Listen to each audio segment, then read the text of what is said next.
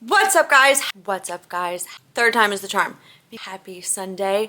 I'm doing a little check-in here, and I'm gonna call this the calm after the storm, or worth the wait, because I have experienced in my own life, and I am seeing happening all around me. It's wild how we mirror each other, right? So they say that you are the product of the 5 people you spend the most time with, and it's been just really incredible seeing. I'm surrounded myself with other life coaches, and seeing us all go through our cycles and our processes and doing the work.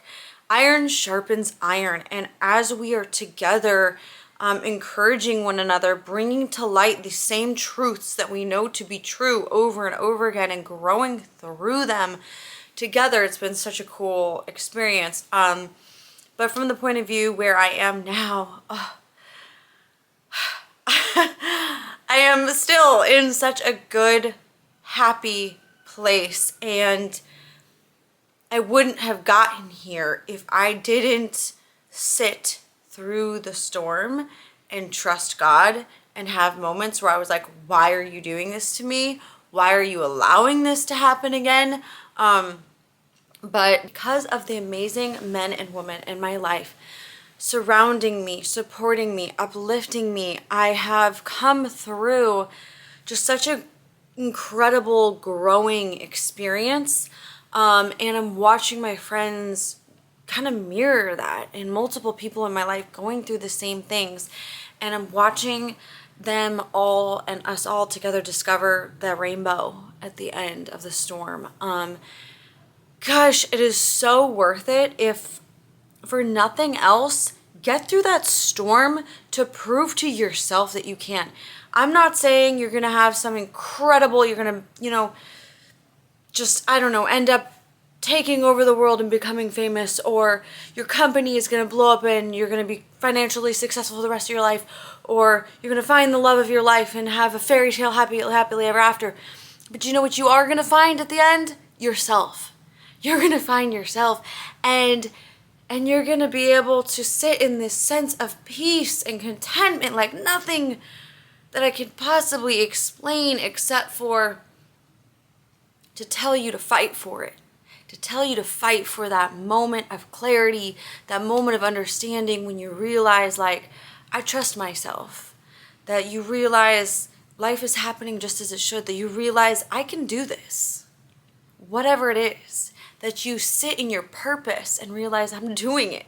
Kate and I are constantly saying, we're doing it, and it's like, there's so many different things that we're doing, but we're doing it, and we're watching as our dreams are unfolding around us.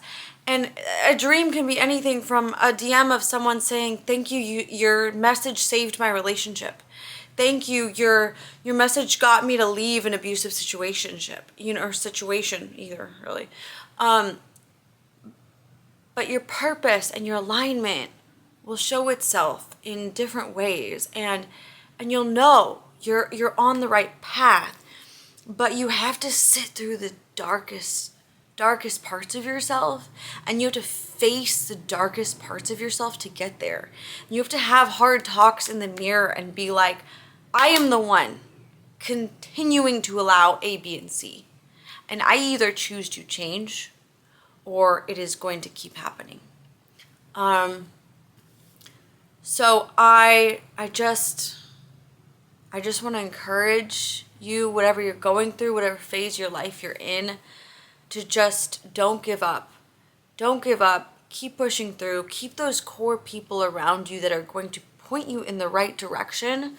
I say as literally my grandma is texting me, like, I have these people in my life that I trust with my life, that I fought tooth and nail to get this little small circle of mine, to refine it. And it's paid off. It's so worth it. I can trust them. I can trust them when I can't trust myself. And I can trust myself now. So over the past months, years, 2 years really, I've had ups and downs. I've had some hiccups. I've almost fallen back into some pretty bad toxic patterns multiple times. And for the most part, I'd like to say that the Lord just spared me.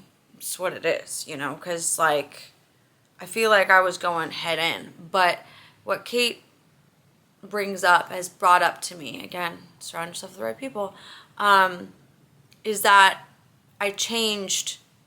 I reevaluated things. I changed how I handled situations. So even if maybe I didn't walk away from multiple somethings that weren't good for me, I handled them differently.